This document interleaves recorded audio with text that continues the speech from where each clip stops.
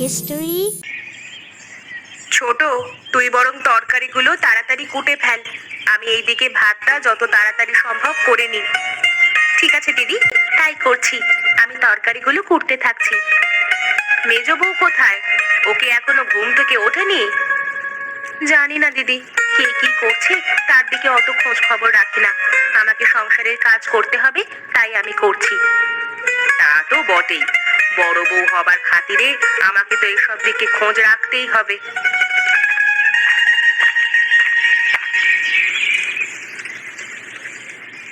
অত সব দিকে চোখ কান দেওয়ার কোনো প্রয়োজন নেই দিদি। কে কি করছে না করছে সেটা তো তার নিজস্ব ব্যাপার। তাতে তোমাদের অত মাথা ব্যথা কিসের? আমার তো কোনো মাথা ব্যথা নেই মেজো। আমি আবার কি করলাম? কেন? তুমি যে এইমাত্র জিজ্ঞেস করলে মেজো বউ উঠেছে নাকি ঘুমাচ্ছে, সেই কথা জিজ্ঞাসা করবার অধিকার তোমাকে কে দিল? তুই তার মানে বাইরে দাঁড়িয়ে আমাদের কথা শুনছিলিস, তবুও রান্নাঘরে আসিসনি? গরমের মধ্যে এখানে এসে কি করব? এই 3 পরিবারের একটাই তো চুলা, সেখানে দুজন মিলে রান্না করলেই অনেক। আমার আবার কিসের প্রয়োজন? তুই এ কি বলছিস মেজো? আমাদের আবার 3 পরিবার কোথায়? আমাদের তো একটাই পরিবার, আর তার একটাই চুলা। এই তো পরিবার, যত সব। এই পরিবার বেশি দিন আর এক পরিবার থাকবে না, এই আমি বলে দিলাম। যেই পরিবারে কোনো মানুষের সম্মান নেই, সেই পরিবারে না থাকাই ভালো। তোমাকে আবার কি সম্মান দেওয়া হয় না এখানে দিদি? তুমি তো ঘরের কোনো কাজটাই করো না, সব তো আমরা দুজন মিলে করি। কি? এত বড় কথা? আমি ঘরের কোনো কাজ করি না? বেশ, তাহলে তো এক পরিবারে থাকবার কোনো মানেই হয় না। আমি আজই এই পরিবারকে আলাদা করবার ব্যবস্থা করব। শুধু শুধু ঝামেলা বাড়াচ্ছিস মেজো। তোর এখানে আসার তো কোনো দরকার ছিল না। শুধু শুধু এখানে এলি কেন? আগে তো কোনোদিন এই চুলায় ঢুকিসনি তুই। আসবার তো দরকার থাকবেই না। আমি না এলে কি সুন্দর আমাকে নিয়ে চর্চা হয়। আমি এলাম বলে সেই চর্চা বন্ধ হয়ে গেল তো, তাই জন্যই রাগ হবে তো। আজকে আসুক, তারপর আমি দেখাবো মজা।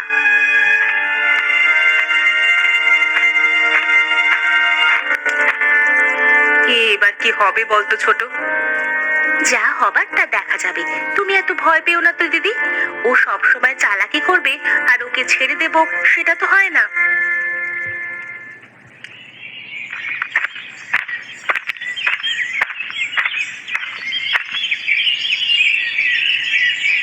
কি খবর ছোট? কি ব্যাপার? দোকানপাট কেমন চলছে? ব্যবসা ঠিক এগোচ্ছে তো? হ্যাঁ দাদা, ওই আর কি, ব্যবসা যেমন যাবার কথা তেমনই যাচ্ছে। তা দাদা, হঠাৎ করে তুমি তোমার কাজ ছেড়ে আমার কাছে চলে এলে, কিছু দরকার ছিল নাকি? দরকার তো অনেক দিন থেকে আছে, কিন্তু সেই দরকার মিটছে কই বল দেখি? হ্যাঁ দাদা, বলো না কি দরকার, দেখি আমি মেটাতে পারি কিনা। বেশ, তুই যখন জিজ্ঞেস করছিস তাহলে আমি বলছি। হ্যাঁ, আচ্ছা একটা কথা বলতো, এখনকার যুগে এই এক পরিবারে থাকতে তোর কি ভালো লাগে? ভালো লাগবে না কেন? এখনকার যুগে একান্নবর্তী পরিবারে থাকা আর কোথায় দেখা যায় বলো দেখি? আমি তো বেশ ভালোই আছি। কিন্তু আমি তো ভালো নেই, আমার ওই পরিবারে থাকতে একদম ভালো লাগে না। কিন্তু বর্দাটা না কিছুতেই। তোমার পছন্দ অপছন্দের কথা তুমি বর্দাকে বলো, বর্দা নিশ্চয়ই কোনো সমাধান বের করবে। তা বলে এক সংসারে থাকতে ভালো লাগছে না এ কথা বলো না। আরে বর্দাকে বলে লাভ নেই, ও কোনো সমাধানই করবে না। ও তো আমাদেরকে কষ্টে রাখতে ভালোবাসে। তুই এত বড় হয়ে গেলি এখনো পর্যন্ত সেটা বুঝতে পারলি না। তুমি এসব কি বলছো মেজদা? বর্দা ছোট থেকে আমাদেরকে মানুষ করেছে, আজকে এমন কথা বলছো কেন বর্দা সম্পর্কে? কেন বলছি তুই ভেবে দেখ, আমাদের পরিবারের সব থেকে বড় ব্যবসাটা কার অধীনে আছে বলতো? সেটা তো বর্দাই দেখাশোনা করে। বর্দা তো ব্যবসাটা সম্পর্কে ভালো বোঝে, তাহলে ও সেই ব্যবসাটা নিজের অধীনে নেবে না কেন বলো দেখি? আর ওখান থেকে তো আমাদের ক্ষতি কিছু হচ্ছে না। আরে চাঁদু, ক্ষতি হয় কি না হয় সেটা তুই বুঝলি কি করে? ওই সুদের কারবারি থেকে কত টাকা পরিবারে দেয় আর কত টাকা নিজের পকেটে ঢোকায়, সেই হিসেব কি তোর কাছে আছে? হ্যাঁ, হিসেব রেখে আমি করবোটা কি বলো দেখি? বর্দা তো এখনো পর্যন্ত সংসারের সবকিছুই নিজের হাতে টানে। একটা সবজির বাজার থেকে আরম্ভ করে সমস্ত কিছু বর্দাকে নিজেকেই করতে হয়। আমাদের তো আর সেখানে কোনো টাকা ঢালতে হয় না। ধ্যাৎ, তুই সারা জীবন একটা গাধাই রয়ে যাবি, তোকে বুঝিয়ে লাভ নেই। শুধু শুধু আমার সময় নষ্ট। যাই, আমি বড় এখান থেকে চলে যাই। ধ্যাৎ।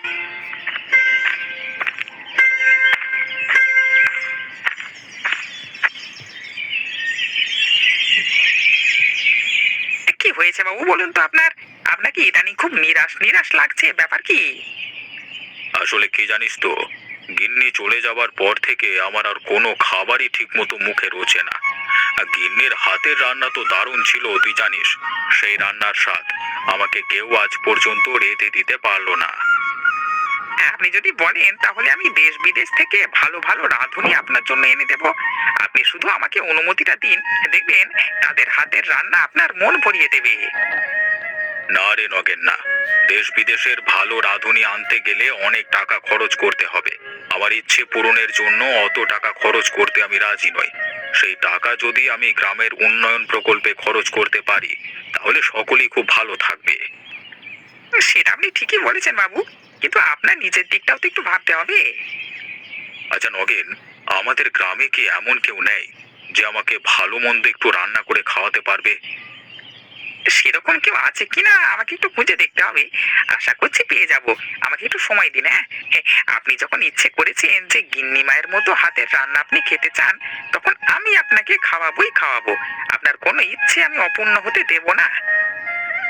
এই জন্যই তো তোকে খুব ভালোবাসি। আচ্ছা, তার আগে কি তোর কিছু টাকা পয়সার প্রয়োজন আছে? হ্যাঁ বাবু, আমার নাম নগেন হতে পারে। হ্যাঁ, আপনি ওই কার্টুন গল্পের নগেনের সাথে আমার তুলনা করছেন কেন? হ্যাঁ, আমি কি সবসময় টাকা টাকা করে লাফাই নাকি? হ্যাঁ, আপনি কি যে বারবার এক কথা জিজ্ঞাসা করেন। ঠিক আছে ঠিক আছে, আর জিজ্ঞাসা করব না। কি গো রেশমা, তোমাকে আজকে আবার উদাস বলে মনে হচ্ছে। তোমার দুই যা নিশ্চয়ই তোমার সঙ্গে ঝগড়া করেছে আবার। সে আর বলতে, সারা দিন তো আমাকে কথা শুনিয়ে মারছে। তোমাকে তো আমি কবেই বলেছি ওই পরিবার থেকে আলাদা হয়ে যেতে, তারপর নিজের স্বামীকে নিয়ে আলাদা পরিবারে নিজের মতো করে থাকতে। কিন্তু তুমি কি সে কথা শুনেছো আমার? আমি সেই কথা যখনই বলতে যাই তখনই বড় আর ছোট বউ এক হয়ে যায়, তারপর আমাকে কথা শোনাতে শুরু করে। তুমি তোমার স্বামীকে বলতে পারো না? তোমার স্বামীকে বললে নিশ্চয়ই কোনো একটা উপায় বের হবে। স্বামীকে তো বলি, ওদিকে স্বামীও বলে যে বড়দা নাকি আমাদের বাড়ির বড়, ব্যবসাটা নিয়ে সেখান থেকে টাকা পয়সা হাতিয়ে নিচ্ছে। ও মা, সে কি কথা! তোমরা এক পরিবারে থাকো আর তোমাদেরকে এড়িয়ে তোমার বড়দা সব কাণ্ড করে বেড়াচ্ছে। বাবা রে বাবা, আমি হলে তো ওই পরিবার থেকে এক্ষুনি বেরিয়ে চলে আসতাম। সবকিছু ছেড়ে দিয়ে তো আর বেরিয়ে আসতে পারি না। গোটা পরিবার ভাগাভাগি করে আমার ভাগের সম্পত্তি আমি বুঝে নিয়ে তারপর বেরিয়ে আসবো। হ্যাঁ হ্যাঁ, সেটা তুমি ঠিকই বলেছো, কিন্তু এই সম্পত্তি ভাগাভাগিতে তো অনেক ঝগড়াঝাটি হবে। সেসব তুমি একা সহ্য করতে পারবে তো? ঝগড়াঝাটি তো আর বারবার হবে না, হবে একবার। যা হবে আমি সহ্য করে নেব। হ্যাঁ, ঠিকই বলেছো। এই সব লোকের দিকে একবার কিছু না বললে হবে না, সব সময় পেয়ে বসবে। কিছু না বলে বলে তো পেয়ে বসেছে, এবার একবার মুখোমুখি না হলে হবে না।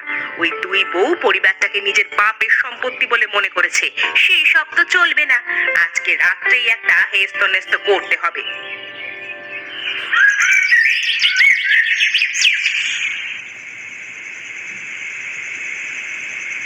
কি হলো গিন্নি, তোমার মন খারাপ মনে হচ্ছে, ব্যাপার কি? ব্যাপার আর তোমাকে কি বলি, আমাদের তিন বউয়ের এক পরিবারে থাকা সম্ভব নয়।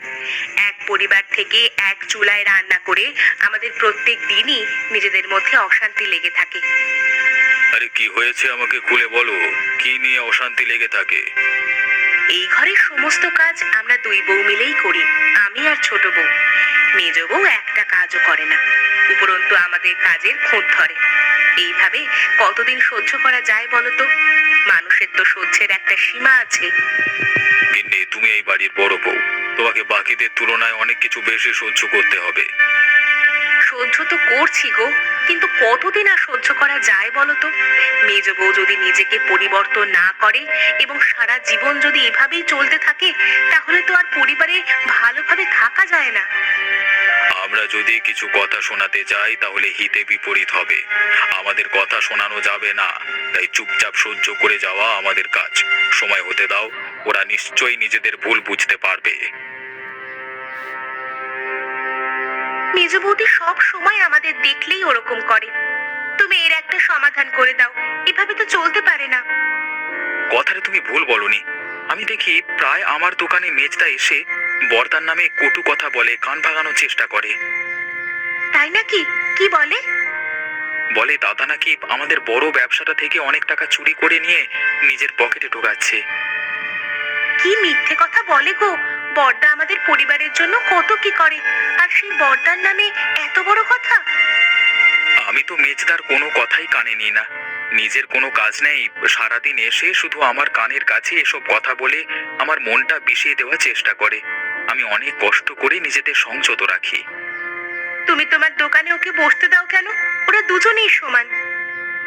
মুখের উপর তো আর চলে যেতে বলতে পারি না। আমি অনেক চেষ্টা করছি ছোটকে নিজেদের দলে টানবার, কিন্তু কিছুতেই তাকে দলে টানতে পারছি না। কিন্তু আমার যে আর এখানে ভালো লাগছে না। তুমি যত তাড়াতাড়ি সম্ভব আমাদের পরিবারটাকে আলাদা করবার ব্যবস্থা করো। আজকে তুমি একটু বেশি রেগে আছো বলে মনে হচ্ছে গিন্নি। সারাদিন ধরে অন্য লোকের কথা শুনতে তো ভালো লাগে না। তিন পরিবারের এক চুলায় আমাকে তো ওরা ঢুকতেই দেয় না। ওরা নিজেরা নিজেদের ইচ্ছে মতো কাজ করে, আর আমি কিছু বলতে গেলেই যত দোষ। না গিন্নি না, এইভাবে আর এক পরিবারে থাকা যায় না। কালকেই আমি দাদার সাথে কথা বলবো। একবার মুখোমুখি কথা বলবার প্রয়োজন আছে। জিনিসটা বড্ড বাড়াবাড়ির পর্যায়ে চলে যাচ্ছে। তোমার পেছনে ওই দুটো বউ মিলে সারাক্ষণ পড়ে আছে, এটা তো হতে পারে না। হ্যাঁ গো, তুমি অন্তত কিছু করো, না হলে তোমার ওই দুই ভাই আমাদেরকে আর বাঁচতে দেবে না।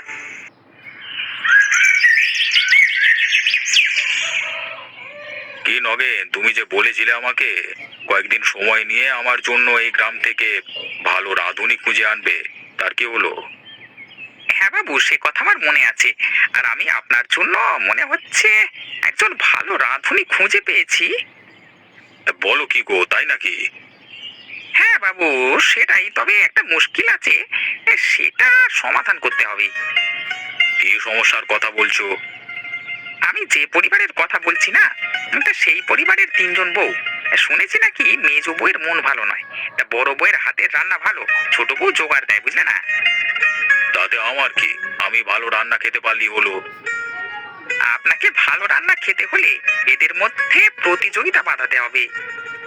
না ভাই নগেন, আমি তোমাকে আগেই বলেছি আমার কোনো ইচ্ছে পূরণের জন্য আমি কাউকে কোনো দিন ব্যবহার করব না। আমি এখনো সেই সিদ্ধান্তে অটল আছি।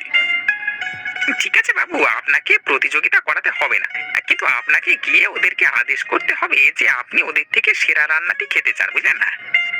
সে ব্যবস্থা আমি করে নেব, তুমি ওসব নিয়ে চিন্তা করো না। আমাকে সেখানে নিয়ে চলো, বাকিটা আমি দেখে নেব। ঠিক আছে বাবু, চলুন। এখন তো সকাল, এই সকালবেলায় তাহলে যাওয়া যাক। হাঁটাও হবে আর আপনার ইচ্ছা পূরণ করাও যাবে। চলো তবে যাওয়া যাক।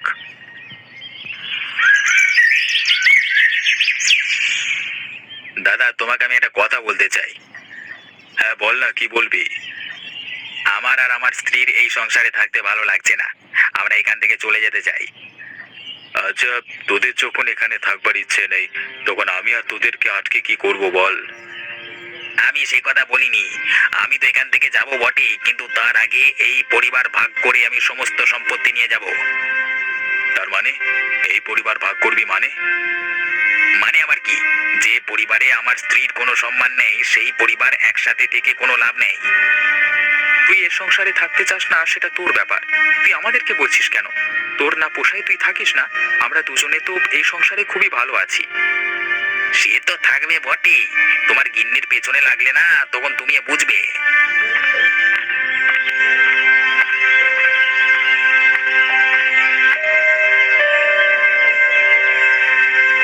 কে কার পিছনে লাগে সেটা আপনি না জেনেই বলে দিচ্ছেন কেন দাদা? আপনার কি না জেনে কথা বলা উচিত হচ্ছে? ছোট বউ, তুমি আমাদের ভাইয়ের কথার মাঝখানে কথা বলতে আসবে না। কেন আসবে না? ও তো সারাদিন ঘরেই থাকে। অতএব ঘরে কে কি করে সেটা ওর থেকে ভালো কেউ জানবে না। তোরা দুটো মাথা এক হইছিস তাহলে? হ্যাঁ বেশ, আমিও দেখে নেব তোমাদের এই দলবাজি কতদিন থাকে। ভাই, সকালবেলায় মাথা গরম করিস না। কাজকর্মের অনেক অসুবিধে হবে। তোর যদি একান্তই এই পরিবারে থাকতে ইচ্ছে না করে, তাহলে তার ব্যবস্থা আমরা করে দেব। তোর ভাগের কোনো জিনিস আমরা নেব না। দাদা ঠিকই বলেছে, আমাদের কিছুই প্রয়োজন নেই তোমার জিনিস। আর তুমি সকালবেলায় এই কথাটা তুলে ঠিক করনি, বুঝলে? আমি কি ঠিক করেছি কি ভুল করেছি সেই জ্ঞান তোর কাছ থেকে শুনতে হবে। এই রমেশ, ঠিক করে কথা বল।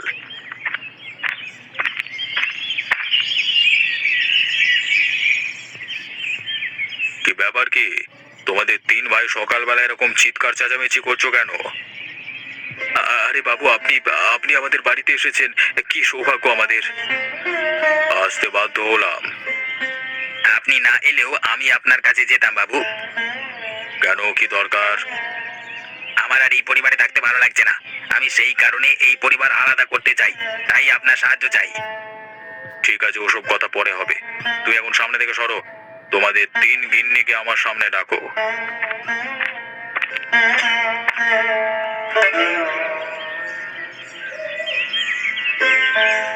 শোনো তোমরা, আমার ইদানিং খুব ভালো রান্না খাওয়ার ইচ্ছে হচ্ছে। তা আমি গ্রামের সমস্ত লোকের কাছ থেকে শুনেছি যে তোমাদের ঘরে নাকি খুব সুন্দর সুন্দর রান্না হয়। তাহলে আমি তোমাদেরকে আজকে বলে যাচ্ছি, তোমরা তিনজনের মধ্যে যে আমাকে ভালো রান্না করে খাওয়াবে তাকে আমার তরফ থেকে নগদ 2000 টাকা পুরস্কার দেব। কিন্তু বাবু, আমি তো তেমন রান্না বান্না পারি না, তাহলে রান্না করব কি করে? আমার বদলে বরং দিদি রান্নাটা করুক, আমি না হয় দিদিকে সাহায্য করব। বেশ, তুমি এই যে সত্যি কথা বললে যে তুমি রান্না পারো না, তাতে আমার খুব ভালো লাগলো। ঢং দেখলে বাঁচা যায় না। এতদিন ধরে তাহলে শিখলেটা কি? এই কারণেই তুমি এই সংসারটা ভাঙতে চাও না, তাই না? নিজে করে খাবার তো মুরদ নেই। তুমি চুপ করো। আমার সামনে ঝগড়া ঝামেলা করবার চেষ্টা করবে না। তুমি কি রান্না করতে পারো? হ্যাঁ, পারবো না কেন? বেশ, তাহলে তোমার আর বড় বউয়ের মধ্যে আমাকে যে ভালো রান্না করে খাওয়াতে পারবে তাকে আমি পুরস্কৃত করব। আর রান্না আমার আজকে দুপুরের মধ্যেই চাই।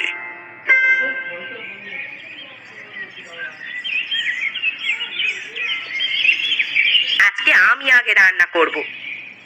বাবা, সত্যি আজকে দেখেও খুব ভালো লাগছে যে আমাদের তিন পরিবারের এক চুলাতে আমাদের মেজ বউ আগে রান্না করতে চলেছে। কেন দিদি, আমাকে দেখে খুব রহস্য করতে মন চাচ্ছে, তাই না? তাহলে শুনে রাখো, আজকের মোড়ল মশাইয়ের কাছ থেকে 2000 টাকার পুরস্কার আমিই নেব। আমিও তো সেটাই চাই যে তুই এই পুরস্কারটা জিতে নে। তোর রান্না আগে তো কোনোদিন কেউ খায়নি, তাই জন্য আমিও অধীর আগ্রহে অপেক্ষা করছি যে মোড়ল মশাই তোর রান্না খেয়ে কি বলেন। যা বলবেন সেটা তো চোখের সামনেই দেখতে পাবে। এখন বকিও না, এখান থেকে যাও। আমার রান্না শেষ হলে তারপর এই চুলাতে তোমাদের রান্না চাপানো হবে, তার আগে নয়। ঠিক আছে, তবে তাই হবে।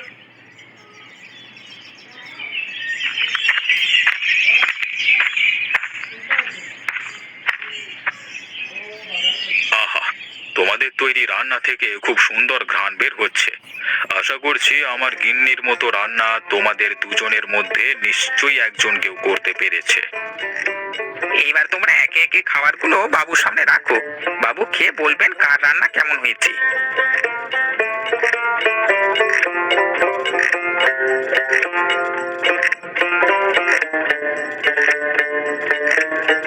আমি দুজনের খাবার খেয়েই দেখলাম, মালতী, তোমার রান্নার মধ্যে আমার গিন্নির হাতের স্বাদ খুঁজে পেলাম।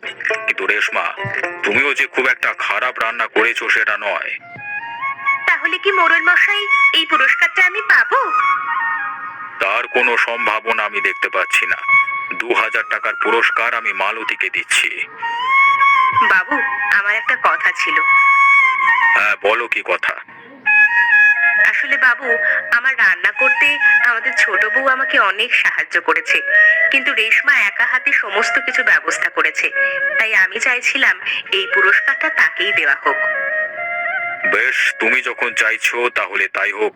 আমি 2000 টাকার পুরস্কারটা ওর হাতে তুলে দিচ্ছি। সত্যি দিদি, তুমি আমাকে পুরস্কারটা দিতে চাও? আমি জানতাম যে তোর মধ্যে অনেক গুণ আছে, কিন্তু তুই সেই গুণ ভালোভাবে ব্যবহার করিস না।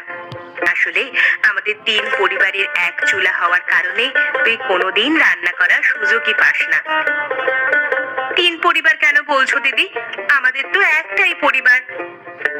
তোরাই তো সকালবেলা আলাদা হতে চাইছিলিস। না দিদি, তোমাদেরকে ছেড়ে কোথাও গিয়ে আমরা ভালো থাকবো না।